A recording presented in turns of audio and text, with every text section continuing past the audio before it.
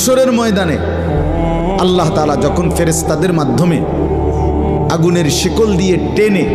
জাহান্নামকে হাসরের মাঠে এনে দাঁড় করাবে, মনে করেন এখানে এনে রাখবে, আমরা সবাই তাকাবো,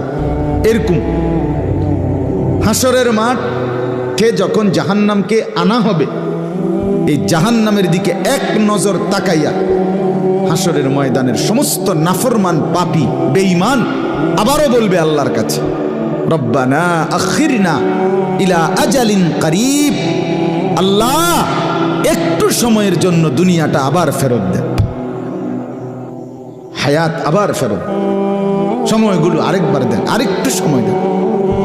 নুজিব দাওয়াতাক,